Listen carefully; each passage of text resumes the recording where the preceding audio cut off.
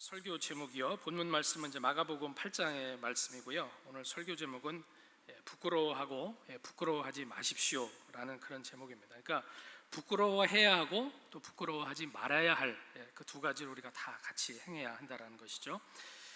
그래서 이 말은요, 이 말씀은 부끄러움에 대해서 말씀을 하고 있는, 특별히 오늘 본문의 38절 말씀에 초점을 둬서요, 오늘 함께 읽으신 이 본문 전체를, 또 넓게는 27절부터 그 정황 속에서 나오고 있는 그 본문의 내용을 잘 이해해 보고자 하는 그런 취지의 제목이 되겠습니다. 부끄러운 걸, 또 이렇게 부끄러워하는 거를 좋아하는 사람은 아마 별로 없을 겁니다. 아무래도 부끄럽다 그러면 이렇게 부정적인 감정이나 측면을 많이 말하기 때문인데요. 하지만 저는 설교자로서, 하나님 말씀을 전하는 사람으로서 오늘 베드로의 말, 그리고 베드로의 태도를 책망하시는 것, 그거 하고요, 또 주님께서 제자들을, 베드로를 포함해서 이렇게 불러서 가르치시는 내용이 부끄러움이다라는 그 개념으로 하나로 이렇게 통합이 돼서 연결이 돼서 말씀이 되어 있다라고 그렇게 생각이 들었다라는 것이죠. 그래서 우리가 정말로 부끄러워해야 될 부분들이 있고요, 또 절대로 부끄러워해서는 안 되어야 되는 게 또한 분명히 있다라는 것을 예수님께서 오늘 가르쳐주고 계시다라는 겁니다. 신자는 어떤 사람, 즉 어떤 신자여야만 되고, 교회는 또 어떤 교회여야 되는지에 관해서 너무나도 중요한 말씀으로 예수님께서 기록을 해주셨다는 것이죠. 함께 살피면서 은혜를 나누시기를 원합니다.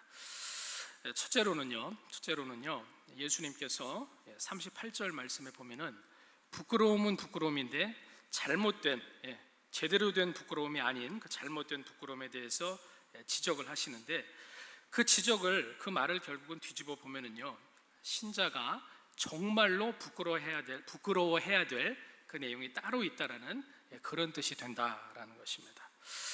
38절만 다시 한번 읽어보면 이렇습니다. 제가 읽어볼게요. 38절 말씀을. 누구든지 이 음란하고 죄 많은 세대에서 나와 내 말을 부끄러워하면 인자도 아버지의 영광으로 거룩한 천사들과 함께 올 때 그 사람을 부끄러워하리라 라고 그렇게 말씀을 하십니다. 근데 33절 말씀을 또 같이 읽으셨지만 이미요, 33절 말씀을 보면요, 예수님께서는 베드로를 향해서 사단아 내 뒤로 물러가라, 네가 하나님의 일을 생각지 아니하고 도리어 사람의 일을 생각하는도다 라고 그렇게 꾸짖으시는 구절이 33절에 나오고 있습니다. 그래서 이 두 절을 특별히 잘 연결해서 생각을 해보면요, 오늘 본문 전체적으로 볼 때도, 오늘 본문을 우리가 곰곰이 들여다보면서 묵상을 해볼 때 정말로 우리가 부끄러워해야 되는 것은 예수님 말씀에 따르면은 사람의 일을 생각하는 것이 우리가 참으로 부끄러워해야 될 일이다라는 것입니다. 베드로가 그래서 예수님한테 혼이 났다라는 거죠. 우리는 다 사람이기 때문에요, 당연히 사람의 일을 생각을 하게 됩니다. 근데 사람의 일을 생각한다라고 말씀을 하는 건요, 결국은 사람의 관점에서 본다라는 그런 뜻입니다. 근데 거듭나서 하나님 나라의 백성이 이미 된 성도는 사람의 관점에서 모든 일을 봐서는 안 된다라고 예수님께서 지금 말씀을 하시는 겁니다. 왜냐하면은 성도는 땅 위에서 분명히 우리가 다 먹고 마시고 다 생활하면서 살아가고 있지만, 이미 우리의 영적인 호적은 하늘에 기록이 되어 있는 그런 사람이 성도이기 때문에 그렇다라는 것입니다. 물론 오늘 본문을 보면은 예수님께서 베드로를 지금 나무라고 계시는 그 정확한 문맥은요, 예수님께서 이제 장차 십자가에 달려서 죽으셔야지만 하나님이 이루시고자 하는 그 속죄, 즉 구원의 역사가 일어나는 거고요, 또 그리스도의 그 십자가의 고난과 부활은 그렇기 때문에 하나님의 지혜고 하나님의 능력이라고 했는데도요, 베드로가 사람의 관점으로, 즉 사람의 일을 생각하는 눈으로 볼 때는 메시아로 오신 예수님이 죽어가지고는 지상에서 자기들이 원하는 그두인들의 유대 나라의 회복이 이루어질 수가 없기 때문에 예수님의 십자가를 결사 반대를 했다라는 것이죠. 즉 베드로는요, 십자가의 그 죽으심과 부활의 의미를 아직 완전히 알지를 못했습니다. 그래서 주님은 베드로가 그런 말을 할 때 사단이 베드로의 그 무지를 틈타서 그런 말을 하게 한 것이다 라고 보고 예수님께서는 단호하게 물리치셨다라는 거죠. 근데 우리가 당사자는 아니지만 예수님이 그렇게 꾸짖으실 때 베드로가 그래도 제자들의 수장인데 나름대로 캡틴인데 얼마나 부끄러웠겠습니까? 사람이 다 그렇습니다. 잘못이나 실수를 지적당할 때 어떤 때는 화가 나기도 하고요. 또 그런 잘못이 드러나는 걸 당연히 사실은 부끄러워하기 마련입니다. 근데 영적인 원리상으로 볼 때는요, 베드로뿐만이 아니라 저와 여러분 누구라도 모든 일들을 어떤 일이든지 간에 우리 인생 가운데 어떤 일이든지 간에 교회 일이 됐든 뭐 사회 일이 됐든 가정 일이 됐든 개인적인 일이 됐든지 간에 하나님의 일이요 하나님의 관점으로 보지를 못하고 사람의 일이요 사람의 관점으로 보게 되는 것을 부끄러워하고 교정하기를 하나님께서는 바라고 계신다라는 겁니다. 근데 이게 참 어렵습니다. 우리가 대부분이 다, 이 자리에 계신 분들 대부분이 다 하나님 말씀으로 은혜 받고 회심한 사람들입니다만, 분명한 사실은 뭐냐면은 우리는 이미 거듭났지만 아직 천국에 완전하게 입성한 사람들은 아니다라는 거죠. 이신칭의의 구원으로는 이미 구원을 받았지만 소천한 다음에 마지막으로 영화롭게 될 그 영화의 최종적인 구원으로는 그 구원이 우리 각 사람한테 아직 완성이 되지는 못했습니다. 그래서 여전히 우리 안에, 제 안에 또 여러분들 안에 남아있는 죄하고 또 그 부패성이 있는 거고요. 계속 그렇기 때문에 은혜를 받아서 그 죄와 내 안에 부패, 언제라도 썩으려고 하는, 은혜 받으면 안 썩지만 썩으려고 하는 그 부패하고 싸우는 인생을 우리는 살아야만 된다라는 것입니다. 그냥 두면은요, 어차피 죽을 환자였던 사형수인데요, 환자기도 하고 사형수기도 합니다. 근데 그 환자였던 사형수가, 어차피 죽을 환자였던 사형수가 감옥에서 나와서 사형은 면했지만 제대로 계속해서 살아가려면 계속해서 치료를 받아서 점점 더 건강해져야만 되는 그런 입장이 바로 모든 성도의 처지다라는 것이죠. 그래서 늘 좀 헷갈립니다. 똑같은 신자라고 해도요, 어떤 상황이나 또 어떤 영적인 그런 자기 컨디션에 따라서 어떤 때는 하나님의 관점으로 성령 충만 받아서 모든 문제를 더 신령하게 보고 객관적으로 볼 때도 있고요. 또 어떤 때는 똑같은 신자라고 해도 사람의 관점으로 그걸 봐서 부정적이 되기도 하고 또 불신앙적인 말이나 비판적인 생각에 빠져들기도 한다라는 것이죠. 아마 오늘 본문에서 베드로도 그랬을 겁니다. 예수님 바로 앞에서요, 주는 그리스도시요 살아계신 하나님의 아들입니다. 당신은 바로 하나님의 메시아 그리스도십니다 라고 잘 고백을 했습니다. 마태복음 16장에 보면은 예수님한테 그 말씀, 신앙 고백을 들은 예수님한테 네가 복이 있다, 이를 네게 알게 하니는 혈육이 아니요 하늘에 계신 내 아버지께서 역사하셔서 그렇게 말하는 것이다 라는 그 대답도 들었습니다. 정말로 한껏 베드로는 은혜를 받았고 그 순간부터 나름대로 영적인 상승 곡선을 탔다가 아차하는 순간에 바로 그냥 오늘 본문에서 우리가 보는 것처럼 다시 밑으로 떨어진 거죠. 아마 그래서 더 부끄러웠을 겁니다. 많은 경우에요, 뭔가를 사람의 관점으로 생각을 하고 또 사람의 관점으로 이렇게 해석을 하게 되는 이유는요, 사실은 잘 보면은 그렇게 생각하는 게 훨씬 더 잘 이해가 되고요, 또 그렇게 생각하고 말하는 게 훨씬 더 잘 납득이 되기 때문입니다. 그러니까 이치가 딱 맞아 보인다라는 거죠. 설명이 잘 된다라는 거죠. 오늘 본문에서도 예수님이 고난받고 버림바 돼서 죽임 당한다, 죽으신다라는 것만 생각을 하니까 베드로가 속았다라는 겁니다. 만약에 베드로가요, 예수님이 사흘 만에 살아나야 할 것이다 라고 31절 말씀에 분명히 죽는 것하고 같이 사흘 만에 살아나야 할 것이다 라고 말씀하신 그 사실을 제대로 이해하고 믿었더라면은 이렇게까지 불신앙적인 과민 반응을 보였을 리가 없다라는 것입니다. 죽었더라도 살아나면 되니까 그렇습니다.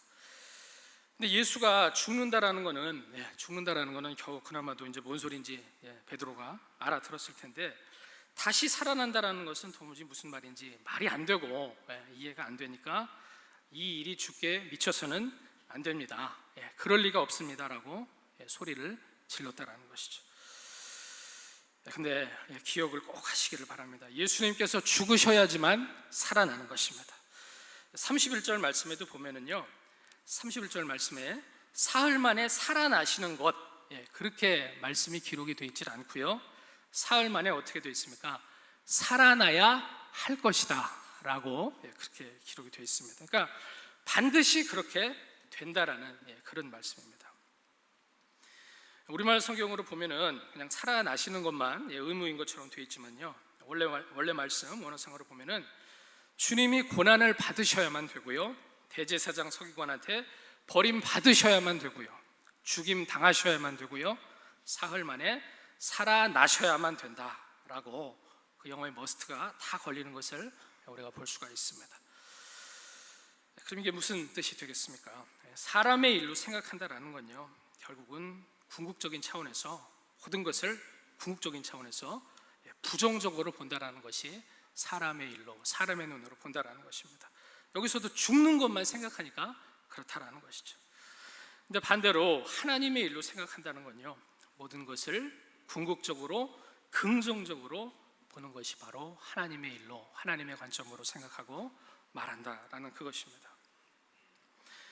근데 그 속을 들여다보면은요, 이 부정적인 관점은 결국은 불신앙이나 불순종이 되는 거고요, 또 긍정적인 관점은 하나님을 향한 궁극적인 신뢰이자 믿음의 당연한 또 열매가 된다라는 것입니다. 근데 여기서 긍정적인 것에 대해서 말씀을 드렸지만 그냥 뭐 입으로만, 일시적으로만 목에 힘주고 세상에서 말하는 뭐 긍정의 힘 뭐 이런 걸 말씀드리는 게 아닙니다. 반드시 뭐든지 간에 결국은 합력해서 선을 이루시고야만은 하나님의 그 선한 인도하심하고 하나님의 그 선한 섭리하고 하나님의 그 은혜를 분명히 믿는, 즉 결국은 하나님의 뜻 가운데 잘 되게 하시는 하나님을 믿는 그런 성경적인 의미의 긍정의 힘을 말씀을 하고 있다라는 것입니다. 신자는 예수 믿는 신자는 평생토록 바로 이 믿음으로 살아가야 되는 줄로 믿습니다. 그게 바로 아름다운 신앙이 되는 것이고요, 순종이 되는 것이고 정말로 하나님이 기뻐하시는 삶의 복된 제사가 되기 때문에 그렇습니다. 근데요, 이렇게 궁극적으로 긍정적으로 일하시는 좋으신 우리 하나님이신 것을 못 보게 하는 그런 놈들이 있습니다. 놈들이라는 표현을 써서 죄송한데요, 그 놈들이 누구냐 하면 바로 사단과 우리 안에 여전히 남아있는 죄성과 그리고 불신앙의 세상이 우리를 속여서 그걸 계속해서 못 보게 한다라는 것입니다. 그렇기 때문에 예수 믿는 사람은 어떻게 해야 됩니까? 깨어 있어야만 한다라는 것이죠. 그래야지만 사람의 눈이 아니라 하나님의 눈으로 모든 것을 보고 하나님의 눈으로 해석을 할 수가 있습니다.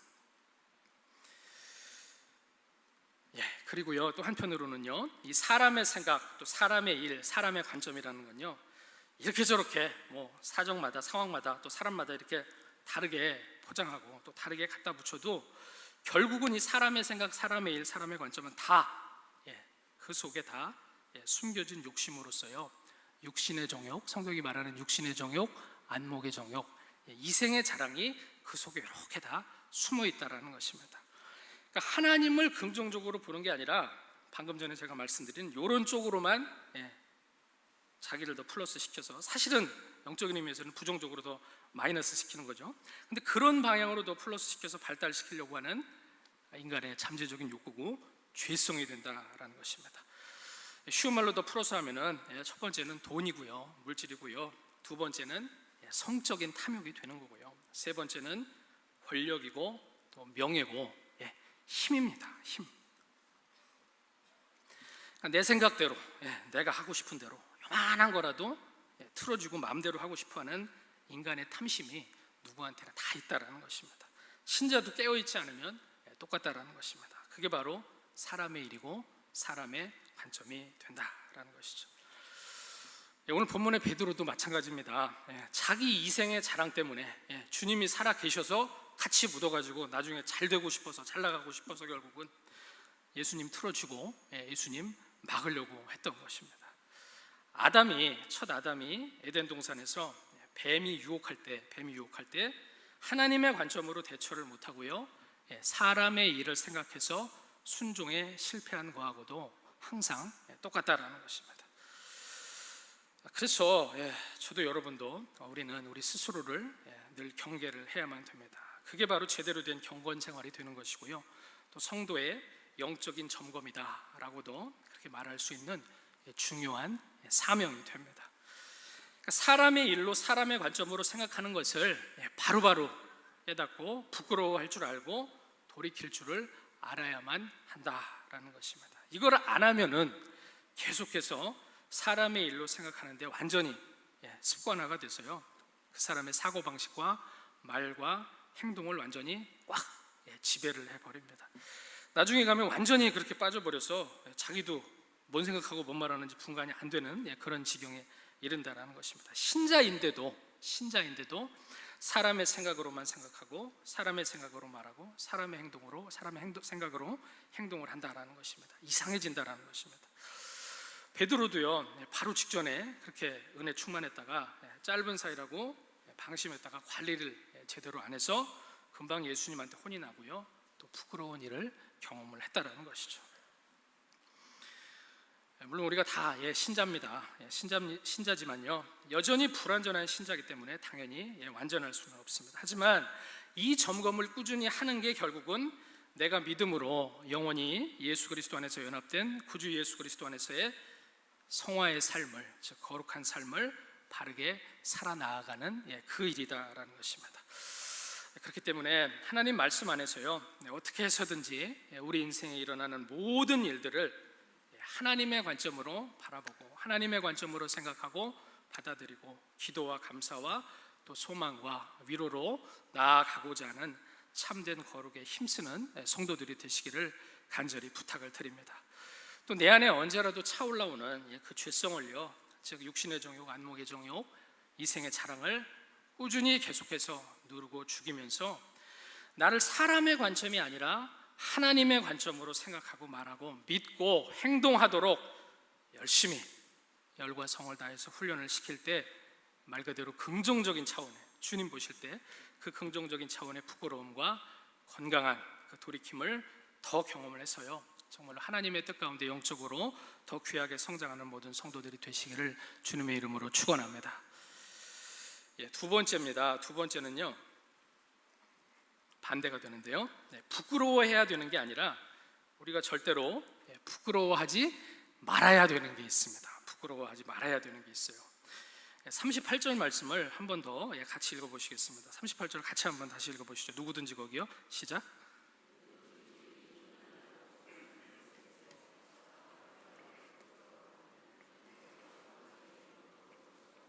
함께 올 때 그 사람을 부끄러워하리라, 그렇게 되어 있습니다. 나와 내 말입니다. 그러니까 나하고 내 말이 아니라 예수님하고 예수님 말씀인 거죠.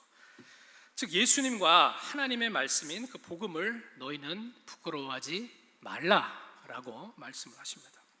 근데 이 말씀은요, 그냥 불신자들 향해서만 말씀하시는 게 절대로 아닙니다. 우리도 예수를 당연히 믿지만 얼마든지 예수님하고요, 하나님의 말씀을 부끄러워할 수가 있기 때문에 그렇습니다. 왜 그렇겠습니까? 오늘 본문 말씀에 38절에 답이 다 나와 있어요. 신자도 어디서 살고 있기 때문에 그렇습니까? 음란하고 죄 많은 세대에서 살고 있기 때문에 그렇다라는 것이죠.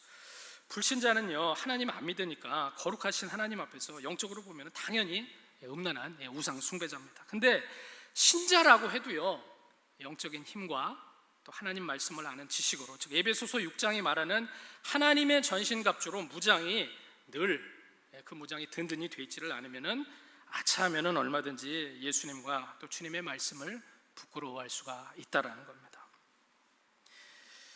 베드로가 볼 때는요, 십자가에 달려서 그 당시에 제일 십자가에 달려 죽는 인간이 제일 쓰레기였어요. 그 당시에는. 그래서 제일 쓰레기같이 죽는 예수가 내가 그래도 이렇게 열심히 따라다녔는데 그렇게 예수가 죽는다라면은 너무나도 치욕스럽고 자기한테도 치욕스러운 거죠. 그리고 내가 그렇게 죽을 거다라고 방금 말씀한 그 예수님의 말도 너무나도 창피하고 부끄러워서 예수님 제발 그러지 마세요, 그러시면 안 된다라고 말렸다라는 것입니다.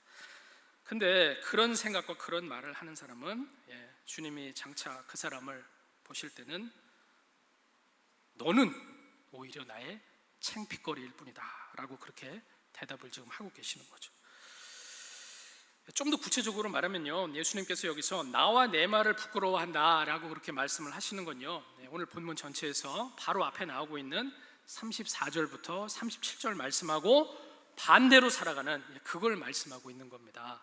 34절부터 37절도 34부터 37입니다. 같이 다시 한번 읽어보시겠습니다. 읽어보시죠. 시작. 무리와 제자들을 자기를 부인하고 십자가를 지고 나를 쫓을 것이니라. 누구든지 제 목숨을 구원코자 하면 잃을 것이요 누구든지 나와 복음을 위하여 제 목숨을 잃으면 구원하리라. 사람이 만일 온천난을 얻고도 제 목숨을 잃으면 무엇이 유익하리요 사람이 무엇을 주고 제 목숨을 바꾸겠느냐. 그러니까 예수님하고요, 그분의 말씀을 부끄러워하지 않는다라는 건요, 스승 되시는 주님을 제자로서 따라가면서 쫓는 겁니다. 제자가 선생님 창피하면 제대로 당연히 쫓아갈 리가 없는 거죠. 존경하고 자랑스러우니까 그 가르침을 배우고 쫓아가는 겁니다. 제자로서요. 그리고 그 가르침대로 자기를 부인하고 내 몫으로 태워주신 내 십자가를 지는 겁니다. 주님과 복음을 위해서 내 목숨을 내놓을 각오를 한다라는 것입니다. 왜 그렇습니까? 복음과 구원이 내 육신의 이 목숨 70년, 80년, 100년 살다가 결국은 없어질 목숨보다 그 가치에 있어서 당연히 더 우위에 있다라고 믿기 때문에 그렇다라는 것이죠. 이 각오입니다. 이 각오가 다 돼 있으십니까? 아멘 한번 하시죠. 즉 내 목숨을 내주고도 복음을 믿고 구원받는 그 은혜와는 바꾸지 않겠다라고 하나님 앞에서, 사람 앞에서, 내 양심 앞에서 선서할 정도로 분명한 확신이 그 사람 속에 있다라는 것입니다. 그게 진짜 제자고요, 진짜 신자다라는 것이죠. 근데 잘 생각해 보세요. 여러분, 이런 태도는 세상의 원리하고는 전혀 다릅니다. 예를 들어서요, 예수님 지금 말씀하신 내용이긴 합니다만 제가 예를 드는 것이, 예를 들어서 어떤 사람이 만일 알렉산더 대왕이나 나폴레옹이나 진시황이나 징기스칸처럼 온 천하를 다 틀어 잡을 수 있는 그런 기회가 있다라고 한번 생각을 해보겠습니다. 근데 너를 내가 그렇게 엄청나게 대단한 사람으로 만들어줄 짜릿한 만족감, 그리고 권력이 주는 그런 쾌감을 100% 느끼게 만들어주긴 해주는데, 그 자리에 세워주긴 해주는데, 그 대신에 당장 1시간 있다가 네 목숨 가져가겠다라고 하면은 과연 누가 그 기회를 잡아서 선택을 하겠느냐라는 것입니다. 누구라도요, 오토매틱으로 말 그대로 육체의 생명, 내 목숨이 제일 중요하다라는 것은 다 본능적으로 안다라는 것입니다. 36절과 37절 말씀에 예수님의 말씀이 바로 지금 그 말씀입니다. 근데 전혀 반대로 예수 믿는 사람은 자기 목숨보다 위에 복음과 예수님이 있고요, 그가 믿음으로 받은 구원이 있다라는 것입니다. 그러니까 세상 사람들과는 다른 그 원리대로 예수를 믿게 된 사람, 가치관이 완전히 바뀌어버린 성도라는 사람이 바로 저와 여러분이다 라면은 예수님 말씀에 따르면은 너는 지금 나와 내 말인 하나님의 말씀을 부끄러워해서는 안 된다. 피하려고 하지 말아라. 말한 대로, 가르쳐 주는 대로, 시키는 대로 받아들여야만 한다. 네가 지금 그게 이해 안 된다라고 부끄러워하면은 성도라는 네 타이틀하고 앞뒤가 맞지를 않는다라고 예수님께서 지금 말씀을 하십니다. 그렇기 때문에요, 성도 여러분, 정말로 주님을 따르시기를 바랍니다. 여러분을 부인하시기를 바랍니다. 힘들어도요, 각자한테 하나님께서 맡겨주신 그 소명인 십자가를 묵묵히 지시기를 바랍니다. 예수님과 하나님의 말씀에 제대로 귀를 기울이고요, 믿고 더 순종을 하려고 정신을 바짝 차리시기를 바랍니다.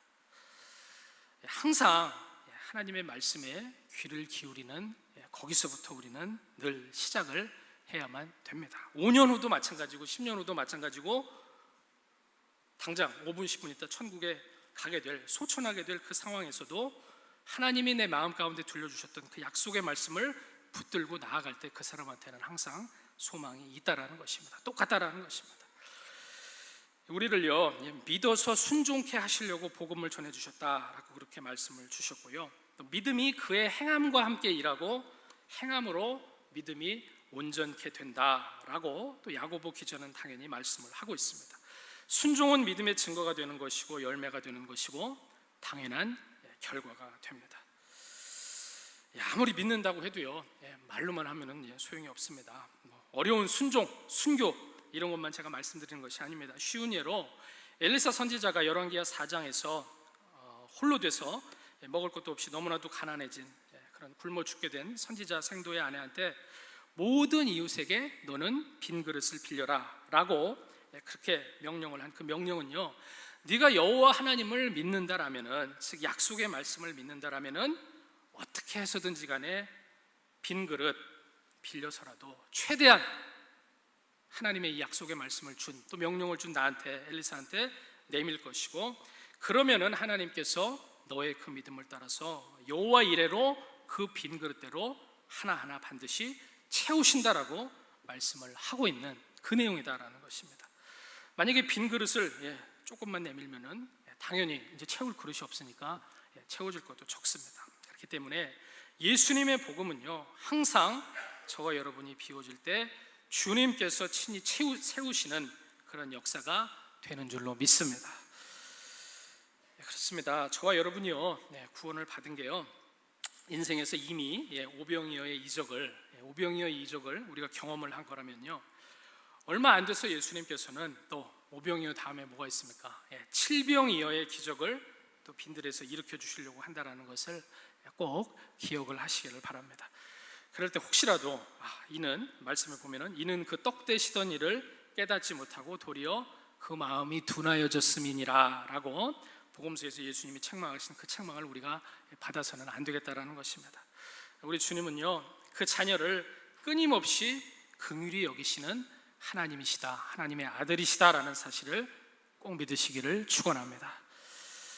그렇기 때문에 하나님이 우리 목숨을 지켜주시는 게 아니라, 예수 믿는다고 하는 사람이 불신자처럼요, 자기가 자기 목숨을 건사하려고 하면은 어떻게 된다라고 말씀을 하셨습니까? 35절 말씀에 보면은 반드시 잃어버린다라고 그렇게 말씀을 하십니다. 그러니까 신앙생활을 잘하고 잘 못하는 그런 상대적인 차이로 지금 예수님이 말씀하시는 게 아니라, 예수님은 지금 죽느냐 사느냐의 문제로 말씀을 하고 계신다라는 게 중요하다라는 거죠. 그렇기 때문에요, 믿음은 예수 영접하면 천국 가는 믿음이고, 먹고 사는 거는 또 특별하게 기도 많이 하는 사람들, 또 축복받으려고 특별하게 열심히 내는 그 사람들이 따로 채워야 되는 거고, 맨날 그렇게 성경대로 전부 다 죽자라고 하면은, 그러다 진짜 죽으면 어떡합니까? 정말 그렇다면은 겁나서 신앙생활 하겠습니까? 라고 말할 수는 없다라는 것입니다. 왜냐하면요, 하나님 말씀인 이 성경이 말하는 하나님, 여호와 하나님하고 그분의 백성이 우리가 맺은 게 있는데, 그 맺은 걸 은혜 언약이라고 하고 또 구원의 약속이라고 하고 복음이고, 그게 하나님 나라인데요, 그 하나님의 나라는, 복음은요, 하나님의 사랑을 입어서 하나님을 사랑하고 하나님을 두려워할 줄 알게 된 사람, 하나님을 경외하는 그 사람이 정말로 눈에는 보이는 게 없고요, 또 귀에는 들리는 게 없고, 손에는 잡히는 게 없어도, 많이 들으신 표현입니다만, 그렇더라도 믿음으로 주님을 바라보면서 기도하면서 내 입을 넓게 열면서 여호와 하나님의 채우심을 기대하면서 나아가는 그 과정 자체가 은혜의 언약이고 구원의 약속이고 복음이고 우리가 경험하는 하나님 나라가 되기 때문에 그렇다라는 것입니다. 너희는 무엇을 먹을까, 무엇을 마실까, 무엇을 입을까 구하지 말아라. 이는 이방 세상 백성들이 구하는 것이라. 다만 너희는 먼저 그의 나라와 그의 의를 구하라. 그리하면은 너희에게 이 모든 것을 더하시리라 라는 그 말씀을 믿으면서 하나님의 은혜로 우리는 살아간다라는 것입니다. 그게 바로 믿음과 순종의 본질이 되는 것이고요, 믿음과 순종의 의미 자체가 되는 것이고요, 목적 자체가 되는 줄로 믿습니다. 영화나 드라마나 소설처럼 만들어낸 그런 감동이 아니라 정말로 우리가 인생 가운데서 믿음으로 기도로 도전할 때 하나님이 응답하시는 바로 거기서 진짜 감동인 그 스토리가 나오게 되는 거고요, 진짜 인생이 나오는 거고 진짜 역사가 나오게 된다라는 것이죠. 그게 바로 성경 전체가 되는 것이고 또 사도행전의 그 역사가 되는 것이고 교회의 역사가 되는 것이고요. 그렇기 때문에 저와 여러분의 성도로서의 인생이 바로 그런 의미의 진짜 의미가 있는 그런 인생이 되어야 되는 줄로 믿습니다. 반드시 그렇게 우리는 믿어야만 한다라는 것입니다. 만약에 안 믿고요, 이걸 잘 모른다라면은 예수를 믿어도 사실은 우리가 성도로서 살아가는 인생이 크게 재미있는 그런 인생이 되지를 못합니다. 예수님 안에서 정말로 하나님 보시기에 재미있는 인생을 사시기를 축원합니다. 재미는 물론 있는데 사실 좀 힘듭니다. 저도 그렇고 다 힘들어요. 근데 그럼에도 불구하고 우린 어디서 우리가 무슨 직장을 다니고 또 무슨 일을 하면서 어떻게 먹고 살든지 상관없이 수입이 한 달에 몇 억이 됐든지 몇 천만 원이 됐든지 몇 백이 됐든지 몇십이 됐든지 다 달라도요, 영적으로는 다 똑같이 바로 이 원리에 따라서 살아야만 된다라는 것입니다. 자부심을 꼭 가지시기를 주의 이름으로 부탁을 드립니다. 그럴 때 정말로 하나님께 영광을 돌릴 줄 아는 그런 삶의 제사를 우리가 올려드리게 되는 것이고요, 정말로 기쁨이 있고 보람이 있고요, 정말로 예수님의 제자의 그 삶을 사는 거고요, 그게 바로 성도의 인생이 된다라는 것입니다. 이 길이 바로 하나님 나라의 백성이 반드시 가야 될 그 길이 되는 줄로 믿습니다. 말씀을 정리를 해보겠습니다. 갈라디아서 5장 말씀을 보면은 이렇게 말씀합니다. 그리스도께서 우리로 자유케 하려고 이미 자유를 주셨으니 그러므로 너희가 굳세게 서서 더 이상 다시는 종의 멍에를 매지 말라라고 그렇게 말씀을 하셨습니다. 성도로서요, 오직 정말로 부끄러워해야 될 것만 주님 앞에서 부끄러워하시기를 바랍니다. 언제라도 내가 하나님의 관점이 아니라 사람의 일로, 사람의 관점으로 또 실수로 생각하고 말하고 행동을 해서 예수님의 그 보혈이 여전히 강물같이 깊이 흐르고 있는 그 복음을 부끄러워했다라면은, 또 부끄럽게 했다라면은 그 부끄러움을 오히려 부끄럽게 여기고 속히 우리가 돌이켜서 다시 은혜로 회복되는 삶을 살아야 된다라는 것입니다. 다른 길이 없습니다. 그래야지만 오늘 말씀에 따르면은 우리가 주님을 만나게 될 때 그분이 우리를 부끄러워하지를 않으시고 자랑스럽게 받아주시기 때문에 그렇다라는 것입니다.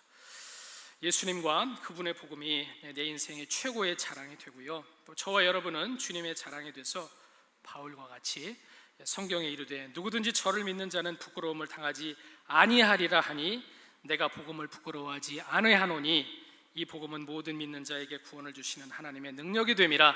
이를 인하여 내가 또 이 고난을 받되 부끄러워하지 아니함은 나의 의뢰한 자를 내가 알고 또한 나의 의탁한 것을 그날까지 저가 능히 지키실 줄을 확신함이니라 라고 담대하게 고백하는 주 안에서 당당한 모든 성도들이 되시기를 예수님의 이름으로 축원합니다.